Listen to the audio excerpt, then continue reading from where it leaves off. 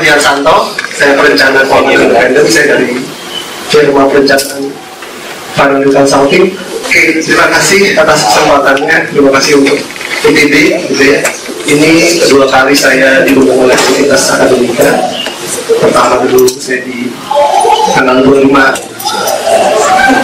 Januari saya di IKIP Malang, yang kedua ini di ITB. Terima kasih undangannya Pak Rifki, terima kasih Pak Rungki undangannya, senang sekali bisa hadir di sini.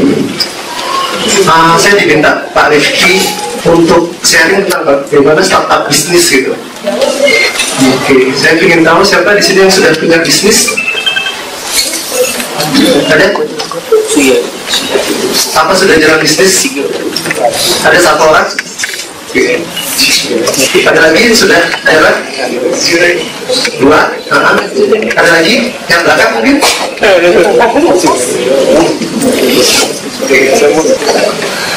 Udah ada yang pernah baca buku ini? Atau mendengar cerita ini? Pernah? Gimana kejadiannya kalau dibagi-bagi Mas? Balik lagi ya? Oke, kayak itu. Ini kita yang dari ruangan ini masih mengalami masalah kekurangan uang. Jadi masalah keuangan di dunia cuma ada dua. Apa sih masalahnya? Kekurangan uang dan kelebihan uang. Masalahnya itu, nggak lain, nggak kurang, cuma itu. Dan itu pasti. Bagaimana jika seluruh uang dunia dibagi secara rata? Hasilnya, kalau misalnya kita kalikan, misalnya tiap orang mendapatkan 2.400 US dollar, 2.400.000 US dollar, berarti kurang lebih kalau dibagi akan mendapatkan 21,2 miliar atau 24 miliar lah, kalau kursnya 10.000. Kebayang nggak apa yang terjadi kalau punya uang 10.000? 24 miliar.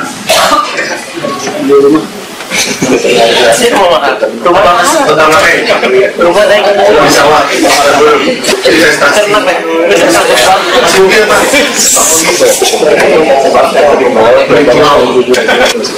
Nah, kebanyakan orang ketika dia punya penghasilan lebih atau punya rezeki lebih akan yang dipikir adalah bagaimana saya menggunakan uangnya, untuk apa, dan kebiasaan adalah untuk konsumsi.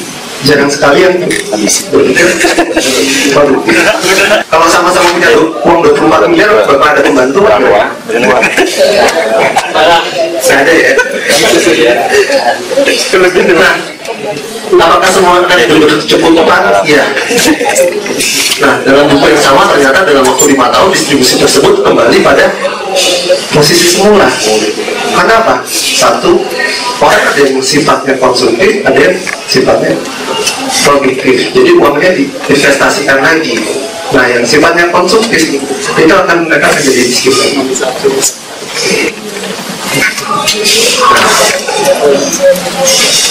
Ada yang tahu kuadran ini? Ini cash flow kuadrannya Kiyosaki. Jadi yang di ruangan ini kemungkinan masih banyak yang ada di sini ya, employee dan self-employed. Apa sih employee? Employee itu kalau karyawan kerja, tiap bulan dapat penghasilan. Kalau nggak kerja, potong ya, potong uang makan gitu kan, potong tunjangan gitu ya. Nah, ini adalah orang-orang yang bekerja dengan aktif income gitu. Aktif income apa? Kalau kita kerja kita dapat uang, kalau tidak kerja tidak dapat uang. Nah, ada yang di sebelah kanan namanya bisnis dan investor. Apa sih bisnis itu? Bisnis adalah di sini suatu pekerjaan, suatu bisnis yang dia kurang lebih karyawannya sudah bisa lebih dari 250 karyawan gitu ya, dan bisnisnya sudah jalan dan dia tinggal menikmati hasilnya. Jadi sudah ada yang mengelola hasil bisnis tersebut. Itu bisa dikatakan dengan bisnis. Sehingga walaupun dia tidak bekerja, dia sebagai owner sudah ada pengelolanya. Nah, itu disebut dengan passive income. Itu juga bisa jadi passive income. Jadi bisnis, apalagi kita bilang dengan tabungan tadi adalah deposito bukan surat berharga ya, kayak aset ya. Yang ketiga apa? Kalau passive income, asuransi Bu. mereka tidak bekerja lagi, yang sebenarnya ini itu sudah mendapatkan, ya berarti sudah mendapatkan hasil, ya, sudah mendapatkan passive income. Nah, mau nggak kira-kira Bapak dan Ibu sekalian ada di bawah ini pasti nanti tua kan ya, waktu jalan terus kan, pasti nanti lama mungkin nggak jadi tua. Dan kan sudah tua pasti kan pensiun kan ya. Kira-kira nanti mau nggak pas waktu pensiun, karena kualitas hidup, kualitas pensiun Anda akan ditentukan oleh biaya yang Anda keluarkan, mulai biaya kesehatan, transportasi ujung cucu, ujung anak, segala macam. Dan itu masanya nggak pendek, masanya panjang. Mau nggak kira-kira biaya atas pensiun Anda ada yang bayarin? Mau nggak? Mau. Nah, untuk itu makanya kita harus untuk passive income ini, dan itu harus dimulai dari sekarang. Nah, ini harus dari yang dirubah adalah financial mindset. Mindsetnya harus dirubah. Bahwa kita harus bisa menciptakan yang namanya passive income. Ketika kita sudah tidak bekerja lagi, tapi masih ada uang yang mengalir ke kantong kita dan bisa membiayai kehidupan kita walaupun kita sudah pensiun. Nah, salah satunya adalah bisnis. Di sini saya akan sharing tentang startup bisnis. Jadi untuk startup bisnis yang kita mulai ada tiga pilarnya ini ya. Jadi mission, team, and leadership. Nah, team dan leadership itu nggak bisa dipisah. Team dan leadership adalah satu. Tapi yang akan saya bahas pertama kali fondasi dasarnya adalah misi. Kenapa tadi awal saya tanyakan siapa yang sudah punya startup bisnis, siapa yang sudah punya bisnis? Karena ini penting. Yang sudah punya bisnis akan tahu apa yang akan dia tuju. Karena kalau yang kita cari adalah kalau kita nggak pernah sampai di sana. Yang kita cari apa sih? Visinya. Bagaimana kita bisa berkontribusi buat masyarakat. Ada yang pernah berapa toko ini? Yang paling kanan siapa?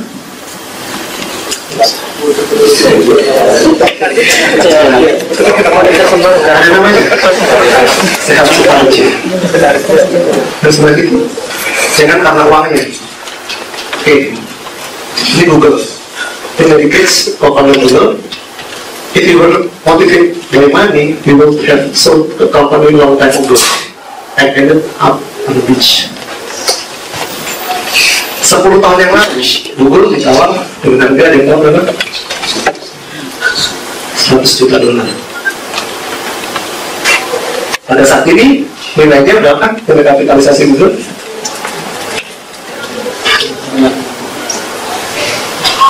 2.800 juta dolar. 2.800 miliar ya. Sama dengan Illuminati ya. Passion money akan datang bersama dengan passion. Oke, ini saya diulang. Punya kemudian Cisco System. Ada yang tahu Cisco System kan? Cisco ya. I don't really want the money. If I see myself in the way, probably I can look at myself in the way. Kalau saya melakukan ini hanya untuk uang, maka saya tidak bisa melihat diri saya di depan kaca. Motivasi sendiri bukan untuk uang, tapi bagaimana kita bisa menggunakan networking dengan komputer, menggunakan sistem dari Cisco. Mudah kan? Oke, ada Marvel, ada Marvel teknologi. Saya sebut aja, orang Indonesia juga, dia orang Indonesia. Karena di Amerika, saya tidak pernah mengira apa yang saya tekuni bisa menjadi bisnis. Akhirnya apa? Bahwa dia melakukannya bukan untuk uang. Sekali lagi, jangan untuk uang. Jadi ketika kita cekkan bisnis oke, dan dia sebagai perusahaannya sebenarnya lebih dari 260 lebih adalah itu tadi tentang misi. Jadi setiap Anda yang di ruangan ini yang punya bisnis dan ingin memulai startup bisnis, usahakan bisnisnya bukan untuk apa kontribusi terbesar Anda untuk masyarakat. Apa solusi yang bisa Anda berikan ke masyarakat? Contoh kecil, ini contoh kecil ya. Bukan Anda menjadi Majapahit. Karena ketika Anda melihat satu hujan menjadikan masalah untuk Anda tidak bisa beraktivitas pergi keluar ataupun Anda keluar dari mall terus sampai ke mobil Anda gitu kan. Tapi orang lain bisa melihat ini suatu opportunity. Cari solusinya. Oke, sekarang kita masuk ke sekarang yang terluar ya. Segitiga yang paling luar itu tim dan leadership. Di sini kalau nggak salah ada 16 grup ya, 14 grup untuk kurang apa? 16 grup ya. Nah, tim yang baik itu tim yang seperti apa sih? Tim yang banyak masalah, oke betul. Berarti Anda mulai untuk berpikir untuk maju kan? Terus apa? Tim yang baik, tim yang seperti apa? Sering nggak berdebat dengan rekan satu tim?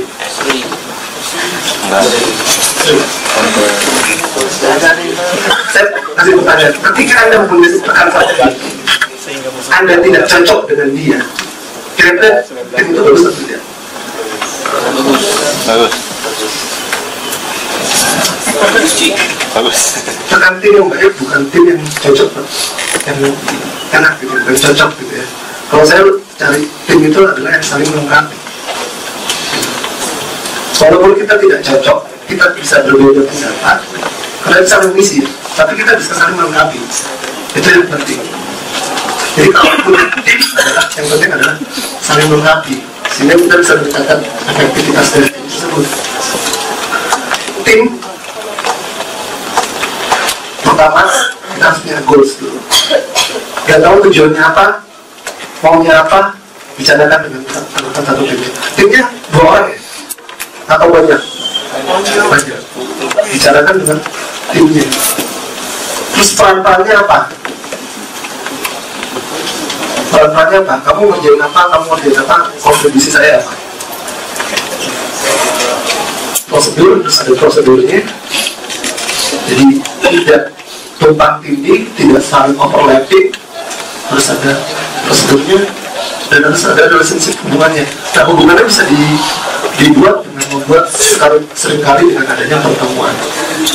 Dengan adanya pertemuan yang dibuat efektif, maka akan ada hasil. Jadi tiap membuat pertemuan, buatlah satu progres baru. Jangan bikin pertemuan tapi tidak ada progres. Sering. Jadi harus ada goalnya. Jadi kita nanti berhubung ini, agendanya ini harus ada progresnya. Nah, leadership di sini adalah leadership ke diri sendiri dan bisa mampu membangkitkan kemungkinan di sekitarnya. Jadi leadership yang bagus adalah leadership bukan berarti manage ya. Kalau kita Anda bekerja di kantoran, yang banyak adalah manajer, bukan leader. Dan ketika Anda bersama tim Anda adalah seorang leader adalah yang bisa memberikan kepemimpinan teman-temannya juga. Tapi memang dalam satu bisnis harus ada ikonnya, leadershipnya siapa. Oke, nah di startup bisnis apa aja sih yang diperlukan? Cash flow. Jadi ketika Anda punya bisnis itu harus ada cash flow-nya. Cash flow-nya apa sih? Apa sih yang disebut cash flow? Ada yang tahu? Cash flow, ada yang tahu cash flow apa? Lagi definisi cash flow. Jadi gini, cash flow adalah setiap pendapatan yang kita terima dalam satu periode dikurangi dengan dikurangi dengan pos-pos pengeluarannya, biayanya apa aja. Itu yang disebut dengan cash flow. Sehingga kalau di dalam yang dari akuntansi ya, itu kita bisa tahunya dari laporan ANSKAS atau mungkin kita bisa kalau mau yang secara gamblang bisa lihat di laporan rugi laba. Kalau mau dibilang yang bulanan juga bisa laporan rugi laba kan. Itu cash flow. Jadi per bulan dapatnya apa aja dan per bulan keluarnya apa aja, itu cash flow. Sehingga nanti ada yang namanya dispatchable income. Nah, ketika Anda memulai bisnis, yang penting adalah cash flow. Produknya apa aja yang dijual nih? Gitu. Pendapatannya berapa aja? Gitu. Dikurangi dengan biaya apa aja nih? Misalnya biaya untuk marketing, biaya untuk sewa tempat, gitu kan? Nah, berarti dapat dispatchable income-nya. Nah, ini yang menjadi laba. Nah, setiap bisnis harus mempunyai cash flow. Ketika tidak punya cash flow, berarti bukan dikatakan sebagai bisnis. Yang kedua adalah produk. Banyak yang tanya kepada saya, atau banyak orang yang berkonsultasi, bahkan dengan mentor saya juga, Pak Budi Rahmat, yang dipermasalahkan adalah produk. Sebetulnya kita jangan mempermasalahkan produk. Produknya bisa apapun, bisa barang ataupun jasa. Tapi yang penting adalah bagaimana kita membuat sesuatu itu jadi inovasi dan kreatif dan bisa dijual, ya kan? Jadi ini penting dalam mulai startup bisnis. Gimana cara bikin usaha? Gimana supaya bisa menjadi di kuadran bisnis? Itu ada 3 cara. Yang pertama adalah mendirikan usaha baru. Kalau masih mau coba-coba, kita bisa mendirikan usaha baru. Atau mau beli perusahaan. Ketika Anda sudah punya beberapa usaha dan ingin melihat ada misalnya ada satu perusahaan yang sudah kolaps dan kedua butuh suntikan modal segala macam, daripada kita suntik modal, kita beli aja. Barang-barangnya pasti dijualnya modalnya bisa setengah harga kan. Nah, itu bisa kita beli perusahaan atau franchising. Waralaba. Franchising ini apa? Waralaba. Waralaba itu palingnya kalau di Indonesia sudah jadi berapa lama? 5 tahun. Ya. Jadi kita bisa ikut dari franchise yang sudah ada. Jadi kita mengikuti sistem yang sudah ada. Kita tinggal menyediakan modalnya. Nah, ini 11 aspek sebelum kita memulai usaha. Yang satu, pertama, pahami konsep produk atau jasa secara baik. Jadi apa sih produk kita? Mulai dari A sampai Z-nya seperti apa? Dan kita tidak bisa menjual produk yang kita tahu dan jasa yang kita tahu. Terus bikin visi. Visi ini penting. Gitu. Jadi kalau kita mau bikin satu bisnis tapi nggak punya visi, mungkin setahun 2 tahun gitu aja lewat, habis itu nggak ada visi yang benar-benar idealis, maka bisnisnya bisa aja dengan gitu aja. Cuma yang paling penting adalah kita buat visi. Kalau bisnisnya kecil nggak apa-apa, tapi visinya harus visi besar. Memiliki sikap mental yang kuat untuk menjadi pengusaha yang sukses. Jadi mentalnya harus sudah terlatih. Banyak untuk ikut program-program, misalnya seminar segala macam yang berkaitan dengan wirausaha. Membuat perencanaan dan strategi bisnis plan itu juga penting. Pengetahuan dasar manajemen itu juga perlu. Cuma tidak harus ya. Ini juga bisa dipelajari dengan workshop juga. Saya punya klien tamatan SMA, ibu-ibu usia 43 tahun, mulai bisnisnya di tahun 2009. Kalau dibilang dia nggak punya dasar manajemen, tapi dengan belajar dari berbagai macam workshop, gitu ya, dia bisa sampai saat ini punya 13 outlet. Jadi ini bisa kita pelajari di luar. Ini yang paling sering, optimalisasi sumber daya manusia, yang paling sering terjadi di bisnis dan paling susah pengaturannya adalah ini. Terus memiliki kreativitas, berminat, memiliki pengetahuan dasar keuangan dan pembiayaan. Jadi kesemuanya ini Anda tidak harus belajar sendiri. Anda hanya perlu untuk meng-hire siapa ahlinya dan kita bayar. Itu bisa. Yang penting Anda tahu intinya apa. Dan pasti produk tahu, keuangannya tahu, masalah pemasaran, produk, brand, teknologi informasi, itu Anda bisa bekerja sama dengan yang lain. Ketika produk Anda sudah besar, bisnis Anda sudah besar, perhatikan aspek legalnya tadi, seperti branding, hak paten, kita perhatikan. Ini bisnis plan-nya, rencana untuk investasinya, mau investasi apa aja, gitu ya, rencana arus kasnya seperti apa, arus kasnya misalnya sudah bikin nanti dapat kasnya dari mana aja dan pengeluarannya dari apa aja harus sudah diperhitungkan. Terus apakah butuh pinjaman? Saya ada yang lupa tadi, ketika Anda memulai suatu bisnis, Anda punya cash flow kan? Cash flow yang baik adalah ketika Anda mencatat itu dalam satu rekening orang. Kenapa dalam satu rekening orang? Jadi ketika ada masukan masuk dalam bank itu data, keluarnya juga keluar dari situ juga. Jadi masuk 100.000 nih, 100.000 yang keluar 80.000. Jadi misalnya jual beli pulsa gitu ya, kayak gitu aja harus dicatat di rekening koran tersebut. Nah, jadi kita bisa aja bikin Excel gitu ya, bikin Excel kita bikin harus kas bulanan. Tapi ketika kita bisa untuk pakai gunakan rekening koran, keuntungannya apa ketika kita pakai rekening koran? Pinjaman rekening koran. Dan itu kan ketika kita gunakan terus selama 6 bulan, itu bisa kita ajukan untuk mengajukan pinjaman. Jadi yang disebut dengan bankable. Ya. Jadi gunakan rekening tabungan Anda sebagai pengajuan minta pinjaman. Itu bisa digunakan. Kita sudah punya budget buku. Ada punya aset, misalnya sebuah mobil gitu ya. Sebuah mobil, ini mobil untuk perusahaan ini, bisnis yang kita punya. Nah, ketika Anda sudah membeli itu untuk perusahaan Anda, maka namanya akan jadi nama perusahaan kendaraan Anda, kan? Nah, itu berarti sudah menjadi suatu modal. Nah, berarti harus sudah dipisahkan dari keuangan pribadi bagi Anda. Ketika jadi ini nanti bisa diagunkan untuk menambah pinjaman juga, misalnya. Tapi ketika itu atas nama pribadi Anda harus sudah siap kehilangan mobil tersebut. Tahu maksudnya ya? Jadi saya punya kendaraan, saya punya bisnis.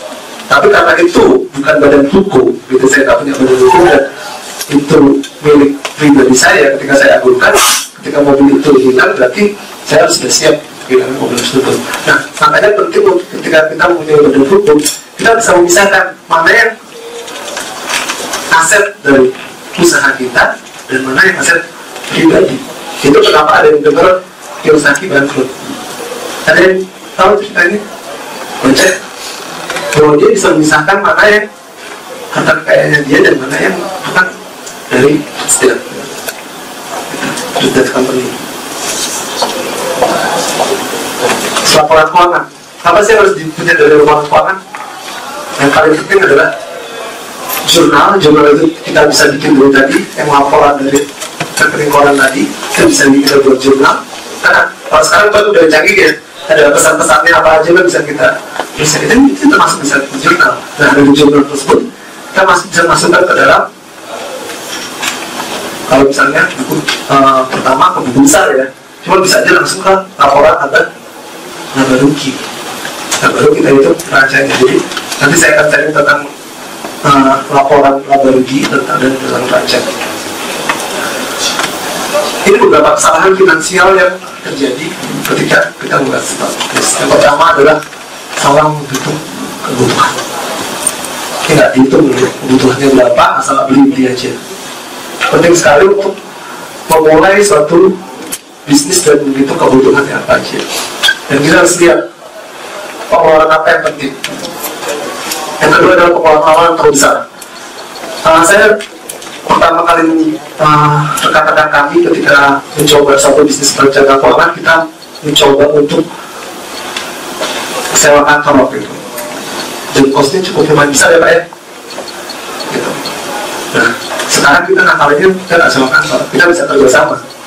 Kita bisa kerjasama dengan kantor yang sudah ada, dengan rekanan kita, dan kita bisa mengurangi kos untuk sewa kami. Sekarang saya tanya, mahal nggak sih sekarang untuk sewa tempat tuh? Cukup mahal kan?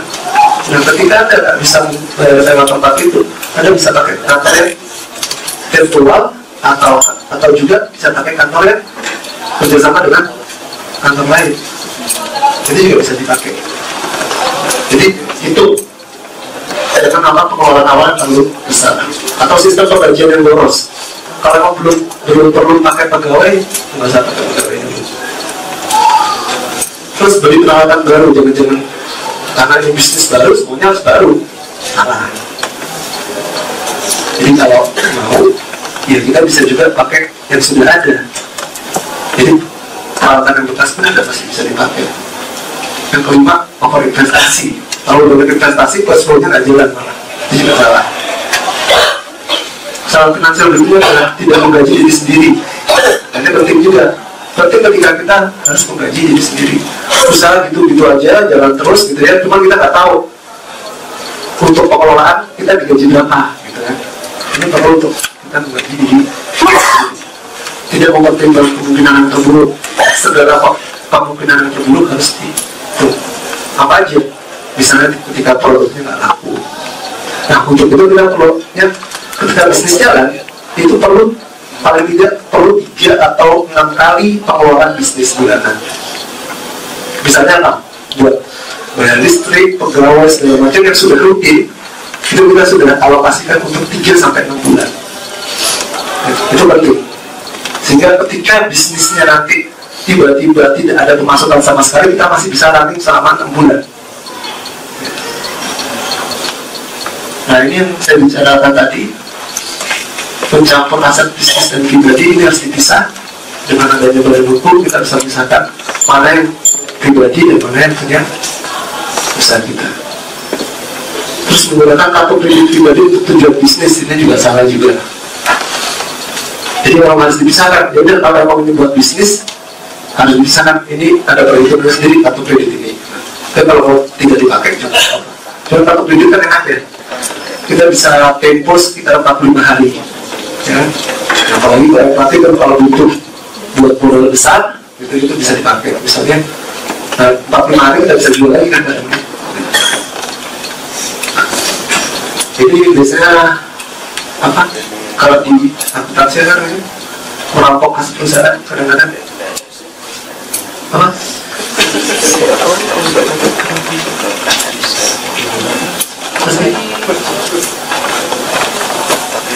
yang mengambil modal sendiri. Jadi ini kesalahannya nih, merampok kas perusahaan. Jadi nah ini yang harus dihindari gitu. Jadi harus memisahkan antara bisnis dan pribadi, dan jangan untuk diambil dari kas perusahaan. Kalau kas perusahaan itu diambil nanti ya kalau kita sendiri gitu ya, kalau pegawai-pegawai di bawah kita yang mencontoh gitu kan, apakah rela gitu. Karena dari klien saya yang tadi yang punya bakery tadi banyak terjadi kelewatan di sini waktu kas perusahaan. Ada yang merasa seperti ini, pendapatan besar namun selalu kehabisan uang di akhir bulan. Udah beasiswa lo nggak biaya sendiri lo ya, harusnya bisa nabung kan. Ada yang punya kartu kredit atau ini memiliki utang yang berkepanjangan. Tadinya masih mahasiswa gitu ya, satu sudah kerja bisa nyicil motor, udah kerja, udah dapat jabatan enak, nyicil mobil, nyicil rumah, terus nanti anaknya sekolah boleh cicil untuk hanya sekolah. Jadi tiap ada event-event tertentu dia selalu mencicil.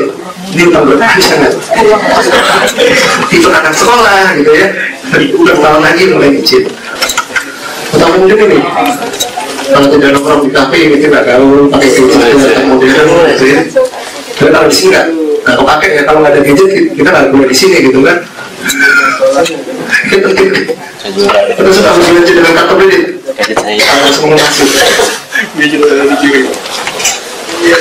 Sifat konsumtivisme dalam kehidupan masa depan. Gadget saya hilang. Nah ini yang harus kita ubah. Mindset ini harus kita ubah. Kira-kira betul nggak seperti ini? Pengeluaran di masa lampau dibiayai oleh penghasilan di masa depan. Rugi. Betul. Jadi setiap ada event anak mau sekolah gitu ya, itu kita utang dulu gitu. Nanti dibayar nanti aja. Dicicil. Betul nggak? Nah, ini ada lagi. Dan jadi ini yang harus dicek nih, arus kas dan neraca. Nah harus dicek. Apa aja sih kalau financial diagnosis penghasilan? Misalnya penghasilan gaji, suami berapa, gaji istri berapa, pasif income dari bisnisnya berapa, pasif income dari propertinya berapa, dividen dari sahamnya berapa. Ini yang dibuat. sudah buat ini belum? Kita cuma tahu besarnya aja kan, tapi belum pernah buat ini mungkin 10. Yang belum pernah dibuat apa? Bawahnya ini mungkin yang belum pernah dibuat. Apa aja pengeluarannya zakat sedekah ini? Saya cuma contohnya ada 4 atau 5 ya. Nah ini yang harus kita hitung. Nah ketika Anda membuat suatu arus kas bulanan, pertama sisihkan dulu untuk zakat sedekah atau persembahan. Besarnya berapa? Tergantung, kalau misalnya ada Katolik ataupun Kristen mungkin ada persembahan bisa 10% ya. Tapi kalau ada Muslim besarnya bisa 2,5% sampai 10% kalau lebih. Ini harus dikeluarkan. Karena kalau kita dikeluarkan maka kita tidak akan berkah. Sama aja kalau kita makan, maaf, kita makan nih.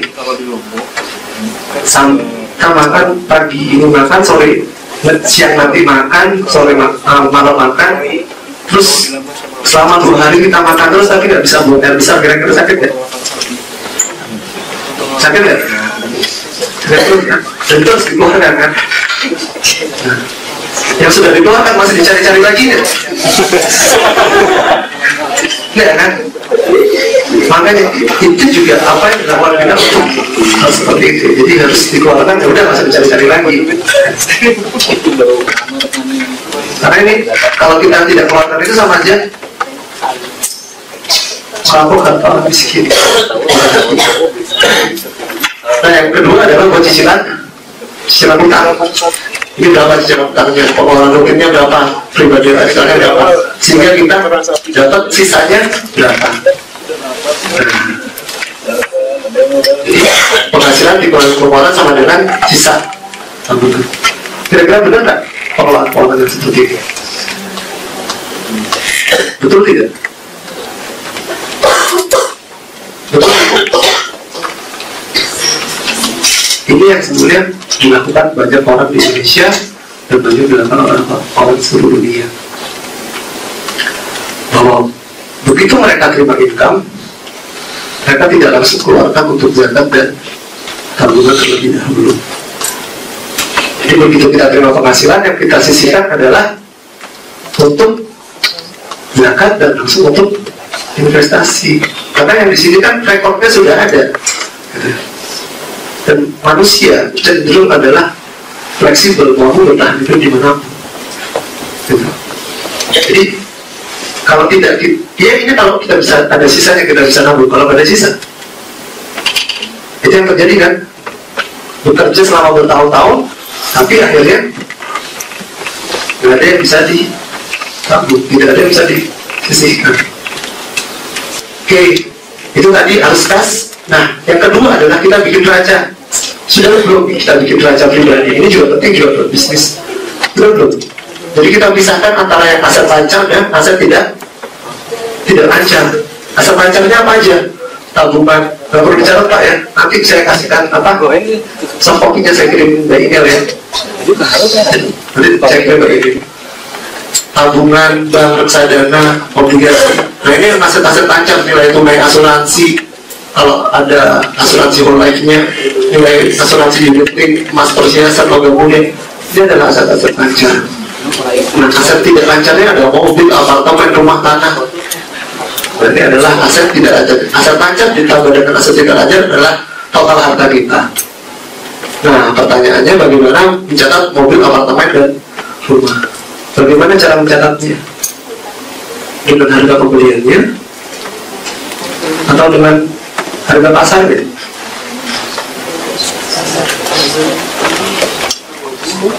Ya, dengan harga BI-nya. Ya, jadi kalau misalnya aset kita likuidasi, harga BI-nya berapa? Harga BI-nya biasanya kurang lebih bisa 5% atau 10% di bawah harga pasar. Sehingga ketika kita menghitung bagaimana real aset kita tahu. Kalau dilikuidasi seberapa cepat kita bisa melunasi utang-utang kita kalau kita banyak utang ya. Ini adalah dengan harga BU. Pak, ya harga BU itu apa? Hah? Harga BU itu apa? Oh harga BU. Ada yang tahu harga BU? Ibu tuh harga butuh uangnya.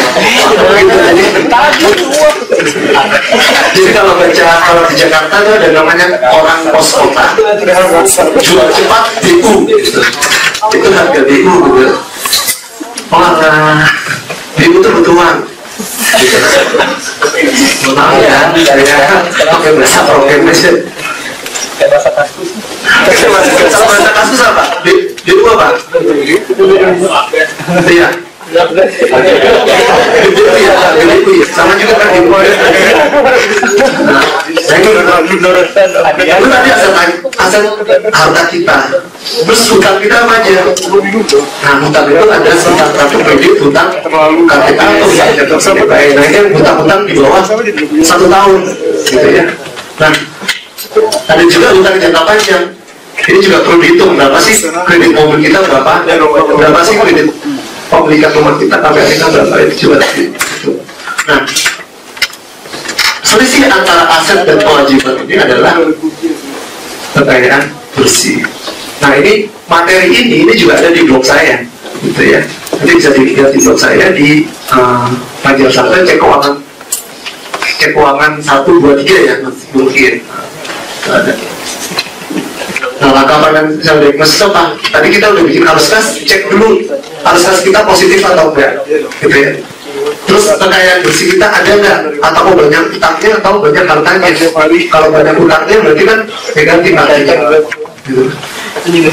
Terus cek rasio keuangannya. Nanti saya akan cerita tentang rasio keuangan. Cek apakah masih ada hutang konsumtif atau tidak. Karena kalau kita masih berhutang, sebenarnya berhutang itu boleh nggak sih? Boleh nggak kita berhutang? Boleh. Boleh, bisa bayar. Ini satu. Yang kedua, Boleh asal nggak riba.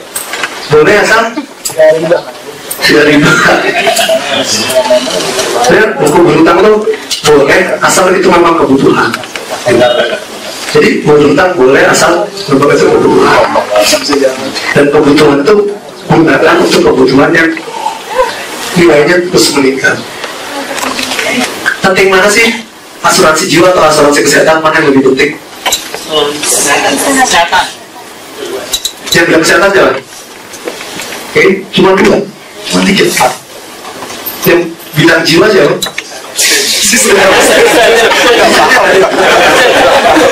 Oke, gini. Nah, sekarang saya bicara tentang asuransi jiwa. Asuransi jiwa ini buat siapa aja sih? Apa sih syarat orang untuk punya asuransi jiwa? Bisa mati, betul. Dia harus hidup dulu, mungkin dia dari mati gitu kan. Yang kedua apa?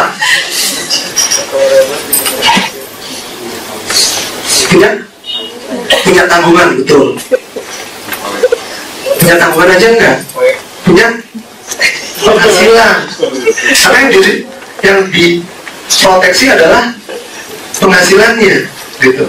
Sehingga dia harus punya penghasilan, punya tanggungan, dan penghasilannya digunakan untuk membiayai kebutuhan rumah tangga.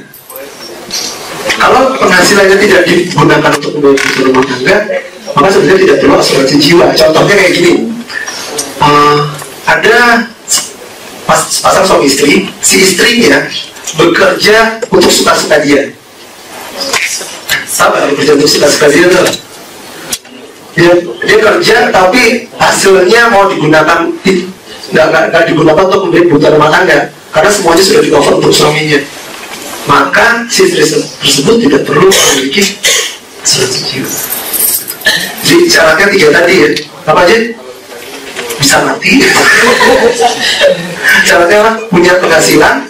Yang kedua, punya tanggungan. Yang ketiga, untuk membeli kebutuhan.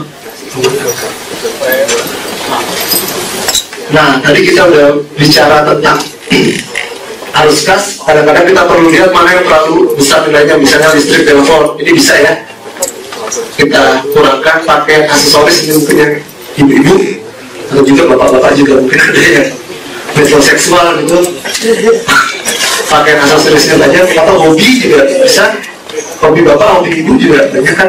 Yang hobi sepeda itu bisa spend money untuk sepeda juga, pengeluaran pribadi, yang payment, cicilan kartu kredit, Nah, ini dilihat mana yang besar-besar, dan ini sebetulnya bisa dikurangi.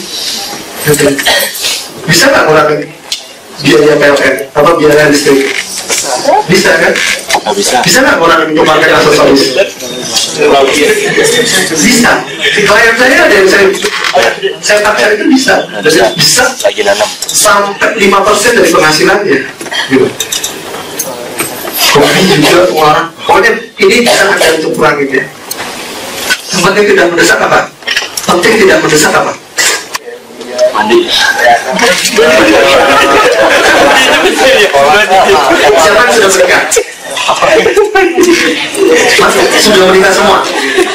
Sudah menikah semua? Udah. Siapa yang sudah punya putra? Ada ya.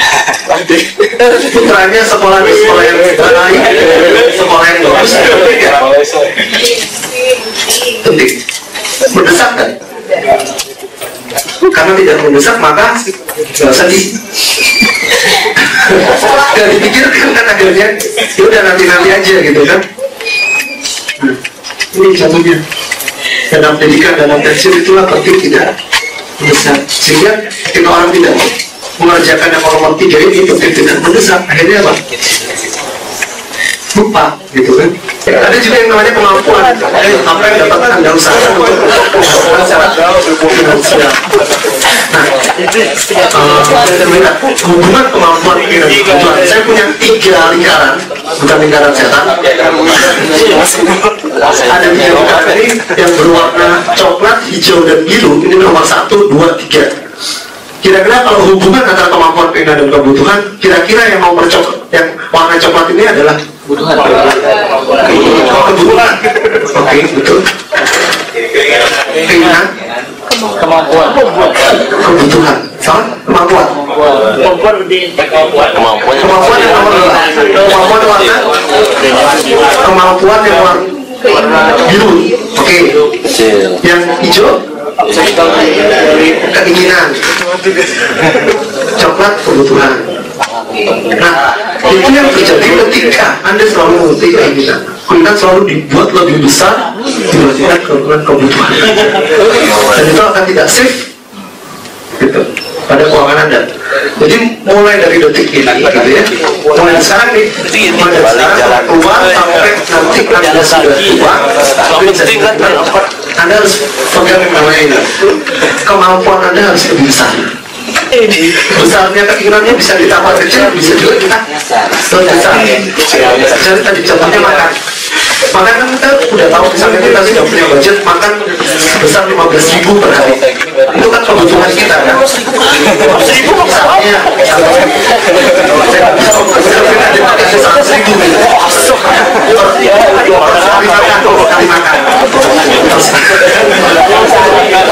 Terus kali makan tuh 15.000 misalnya. Ini misalnya. Anda bisa dengan bisa sekali makan 20.000 lah. Katanya ini mau 5.000. Kasih semua.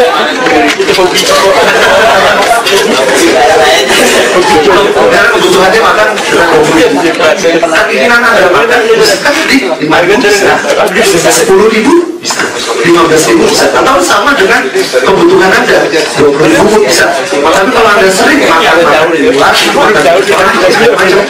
makan 75.000 140.000, berarti apa? Keinginannya jauh lebih besar daripada kebutuhannya, menutupi ini ya, atau bahkan mungkin bisa menutupi ini, sehingga akhirnya apa? Anda harus hutang gitu. Maka yang harus Anda sesuaikan adalah besar keinginan ini paling tidak sama dengan kebutuhan. Nah, gimana Pak? Saya ingin menjadikan misalnya saya sekarang punya kendaraan seperti ini, misalnya tadinya naik mobilnya roda 2 apa? Mungkin kok roda 2. Terus saya ingin naik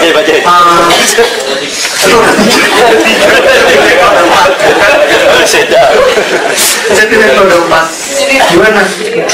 Kalau itu mau dijadikan sebagai kebutuhan Anda untuk menaik roda 4, berarti yang harus dibesarkan adalah roda jangan motor sebelah itu naiknya itu kreatif juga ini, kreatif juga. kan. Cuman intinya adalah untuk membesar itu adalah Anda harus membesar kemampuannya. Ini sampai kapanpun Anda ingat, Anda jadi saya sering kali sharing dengan istri saya, ini kebutuhan atau keinginan, kebutuhan atau keinginan. Ketika kita sudah ngobrol-ngobrol bahwa ini kebutuhan, ya kita nggak ada masalah jalaninnya. Tapi kalau itu cuma keinginan, kita masih bisa tunda dulu. Nah itu harus disaringkan dengan didiskusikan dengan pasangannya. Oke, ini cepat aja ya. Financial check up kita coba. Merasa ini nggak gaji yang diterima setiap bulannya cukup bagi kehidupan? Jadi bisa di checklist. Saya bisa minta tolong untuk kita ada 10 pertanyaan, mana yang tidak. Oke, jawabannya ya atau tidak disimpan aja dulu. Yang kedua, saya gunakan gaji pertama untuk investasi, bukan untuk membayar berbagai macam hutang, terutama hutang kartu kredit, ya atau tidak. Oke, saya sudah punya dana darurat dalam sebuah rekening bank atau berbentuk keluarga mulia senilai 6 kali gaji bulanan. Sudah atau tidak?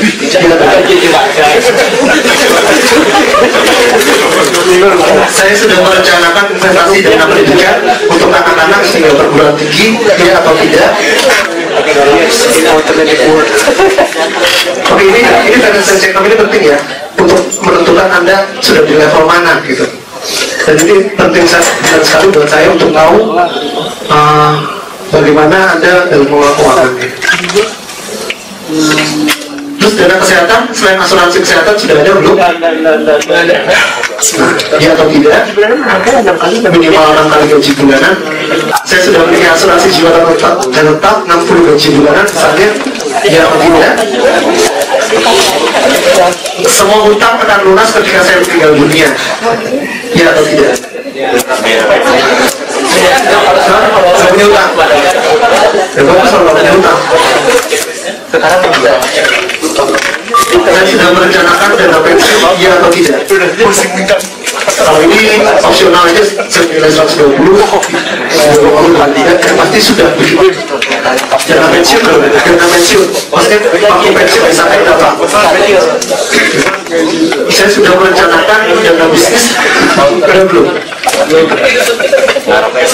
Jadi besarannya bisa diaplikasikan dulu. Yang penting dana bisnis sudah disiapkan belum? Sudah direncanakan belum? Saya sudah bikin, maksudnya walaupun belum ada, cuma sudah bikin hitungannya dan sudah untuk melakukan actionnya. Maksudnya investasi ataupun menabung. Saya sudah memiliki warisan pasien. Sudah ada belum warisan buatan? Oke, ini pertanyaan. Kira-kira dari 10 pertanyaan ini siapa yang sudah ada 5? Oke, apa aja Bu yang sudah ada? 5 no atau 5 yes? Nomor 1,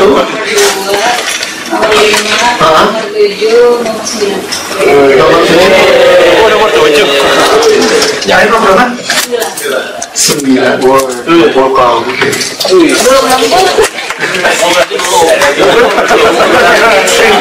Ini beberapa rasio yang kita bisa lihat bahwa keuangan kita sehat atau tidak. Pertama, rasio likuiditas. Jadi kalau kita tahu tadi ada kas atau setara kas, aset lancar kita berapa dibandingkan pengeluaran bulanan kita berapa, maka besarnya bisa minimal kita punya 3-12 kali rasio likuiditas tadi. Gitu. Jadi tadi aset kita yang lancar berapa dibandingkan dengan pengeluaran bulanan itu berapa? Fungsinya untuk apa sih rasio likuiditas? Kalau sewaktu-waktu Anda nggak kerja lagi, sewaktu-waktu Anda butuh dana darurat, itu bisa dipakai. Hasil tabungan. Jadi di sini kalau yang nanya udah nikah, kayaknya banyak yang sudah nikah. Kalau yang belum, Cepat nikah. siapa yang masih single? Jawab dong. Yang masih single. Yang masih single. Bisa nggak 20%? Dari apa? Bisa. Rata-rata single harusnya bisa sampai 20 sampai 40%. Minimal 20%. Yang apa? Yang sudah menikah itu bisa dimulai dari angka 10. Mulai dari 0 ya nggak apa-apa. Kalau nggak bisa 10% mungkin dari 2,5% dulu gitu kan. Dari 500. Sebenarnya gitu 2,5%.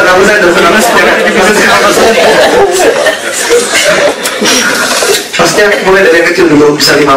Sudah banyak bisa naik sampai 10%. Sampai 4 kali. minimal ini ya, kita menabung itu minimal 10%. Untuk couple yang single bisa dari 2%. Oke, hutang terhadap aset.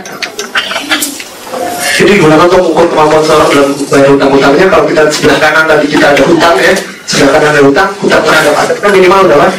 Kurang dari 50, kurang dari 50%. Itu membayarkan hutang, gitu ya. Nanti kelihatannya kaya, cuma hutang semua gitu kan. Terus kemampuan pelunasan hutang, cicilan hutang. Ini berapa? Berarti kalau hutang kita dari ibadah. Tapi gimana? Maksimal 30. Sering hutang. Misalkan tadi cari nafkah, Sering hutang. kenapa di sini ada yang suka hutang? Ada Pak, ada Pak. Hutang itu biasanya ini ya, kebiasaan. Biasaan. 2 kali ya.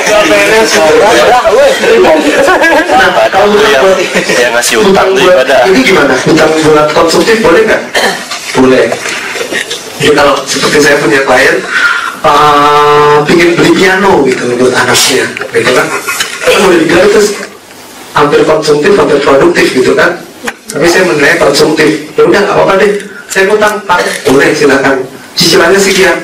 Nah, kalau misalnya masih di 15% masih diperbolehkan, tapi total cicilan hutangnya tetap harus di bawah 30%. Kebangkrutan ini juga nggak begitu boleh sih. Jadi kalau kita punya nilai bersih kekayaan kita dibandingkan dengan total aset kita berapa.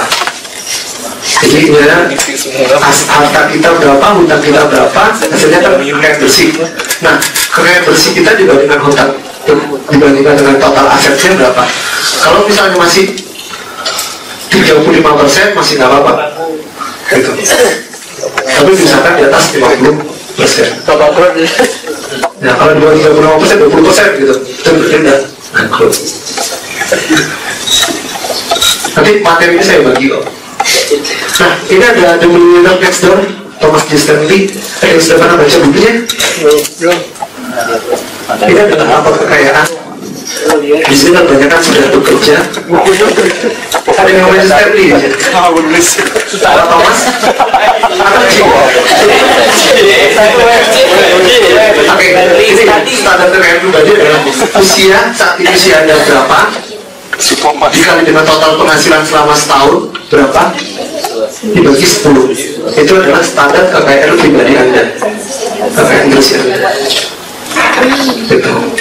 Jadi kalau coba aja, kalau misalnya kekayaan bersihnya masih kurang dari ini, berarti kebanyakan dibuat untuk konsumsi, bukan untuk investasi, bukan untuk ditabungkan.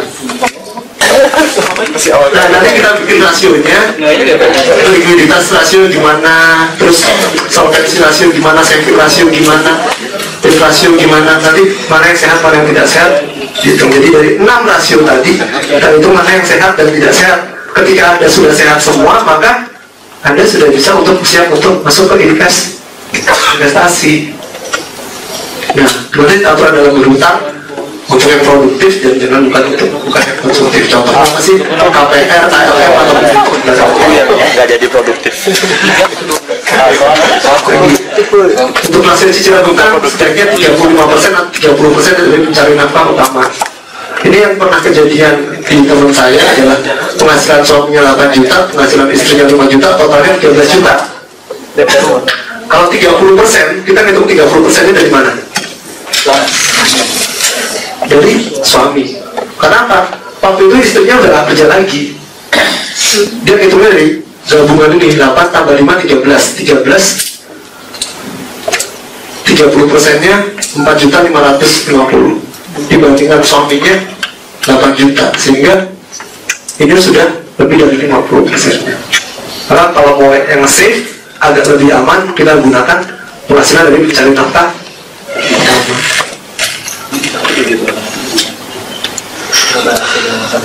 Oke, gunakan kartu kredit untuk kemudahan transaksi, bukan untuk kartu utang. Itu penting juga, pahami itu. Jika terbelit hutang kartu kredit tidak bisa melunasi secara sekaligus, pembayarannya bisa bertahap dengan melakukan di atas minimum payment pada kartu kredit dengan suku bunga yang paling tinggi. Jadi misalnya punya 2 tagihan kartu kredit, maka lunasi dengan suku bunga yang paling besar yang di atas minimum payment. Oke, jangan menukar hutang kartu kredit dan hutang jaminan dengan menggunakan hutang yang pakai jaminan. Misalnya Anda punya hutang kartu kredit cukup besar sampai ratusan juta atau puluhan juta, tapi Anda untuk melunasi hutang kartu kredit tersebut Anda gunakan dengan jaminan. Gitu, jaminannya apa? Ya udah, saya hutang lagi dengan kredit multiguna, tapi Anda juga nggak bisa bayarnya juga. Maka otomatis yang Anda jaminkan tersebut kalau nggak bisa bayar akhirnya apa? Bisa disita gitu kan. Nah, sebelum Anda melakukan perencanaan keuangan, ada tujuan-tujuan jangka pendek, menengah, dan jangka panjang. Pendek itu bisa sekitar 2 tahun. Jangka menengah bisa 3-4 tahun. Jangka panjang bisa di atas 5 tahun. Nah, sebelum masuk ke sini berarti kita harus punya namanya dana darurat. Dana darurat penting nggak? Kenapa penting? Karena penting dan mendesak gitu ya. Jadi gini, jawabannya kalau kita nggak punya dana darurat, akhirnya kita nanti bisa jadi utang. Dan kalau kita nggak punya dana darurat, ada satu pengalaman teman saya yang dia kerja di kementerian juga dan tiba-tiba sekolah. Nah, katanya orang yang dapat beasiswa itu nggak dapat tunjangan, betul nggak? Betul nggak? Betul nggak, Pak? Betul nggak? Tunjangannya nggak ada ya? Kalau izin belajar, tugas belajar nggak ada. Kalau tugas dapat. Oh, kalau Bapak izin nggak dapat. Nah, otomatis penghasilannya berkurang. Yang tadinya mungkin 5 juta bisa jadi kalau nggak dapat tunjangan jadi 3 jutaan, gitu kan? Belum lagi anak sakit, belum lagi misalnya kita ada sesuatu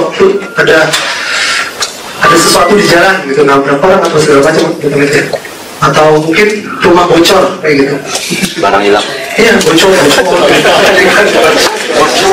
kan, kalau nggak mau harus diganti ya, kalau nggak diganti ya bocor selesai.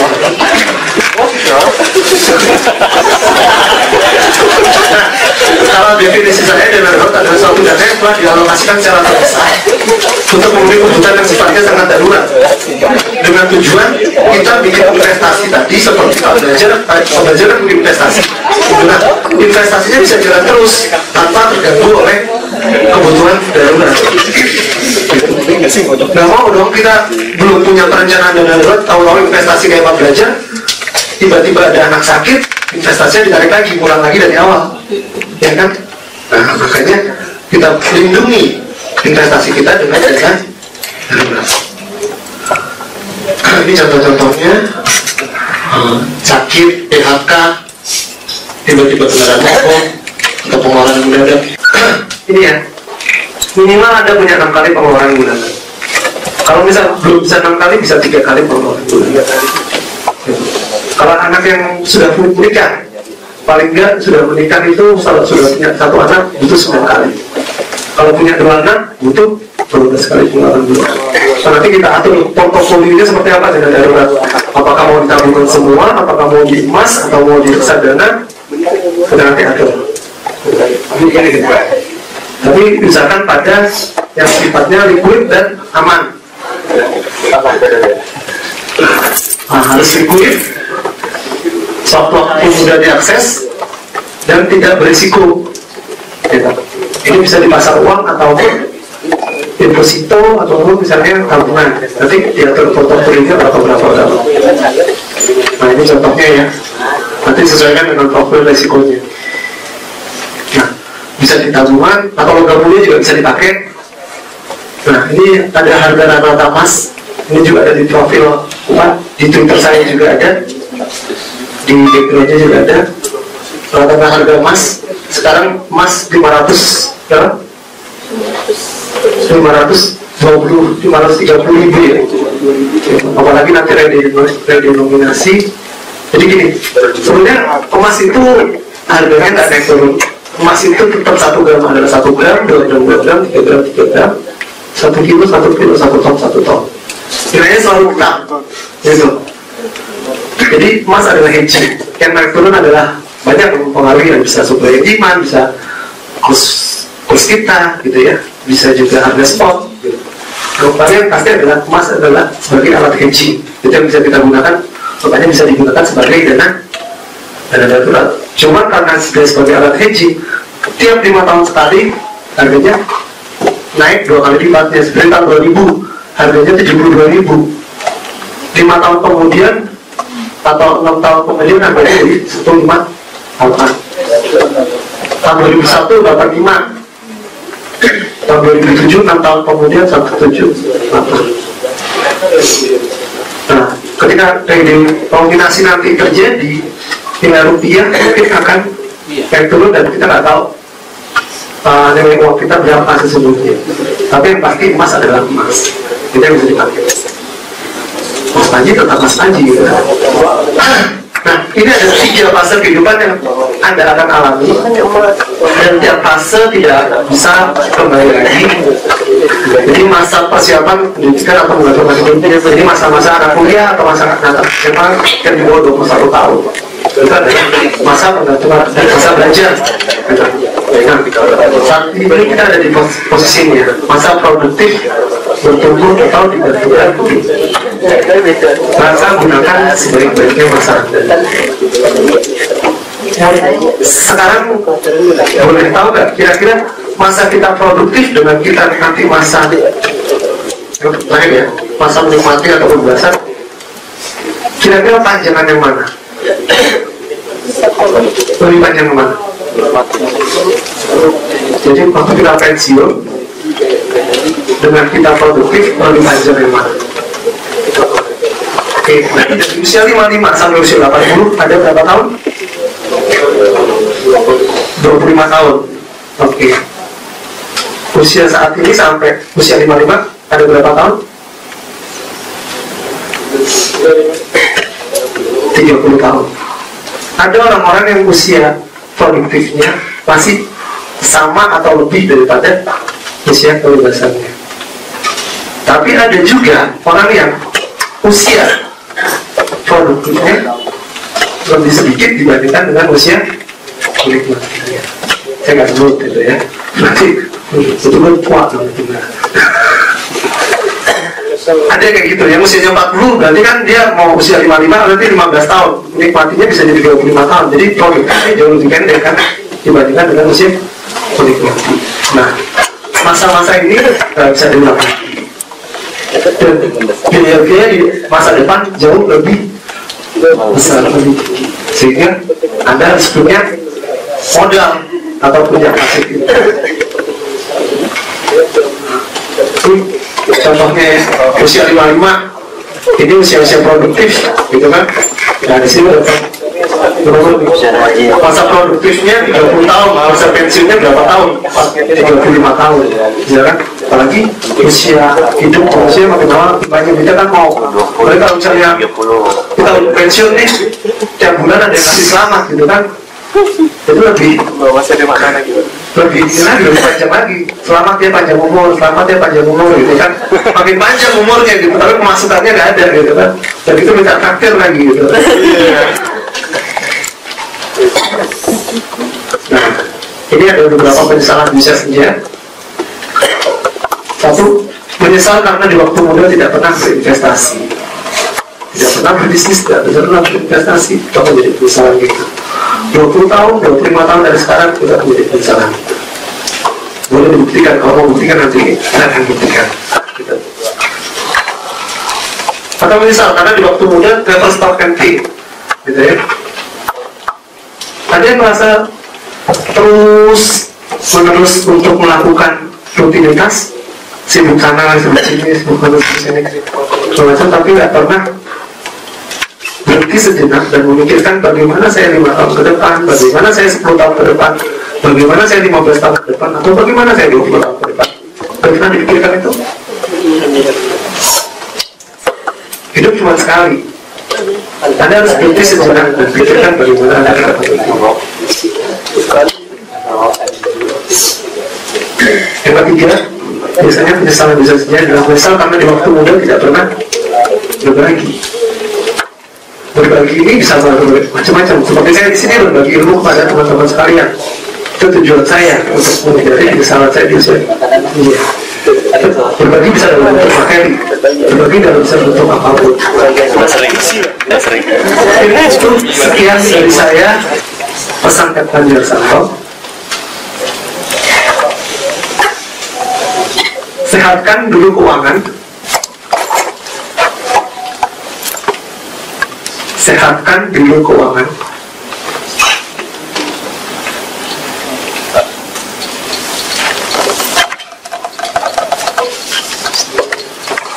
Sebelum Anda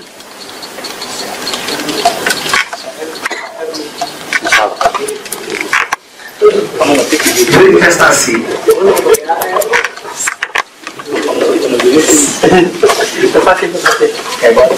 oke, boleh juga nanti ditambahin belakangnya CC at bedah duit ya, CC at bedah duit.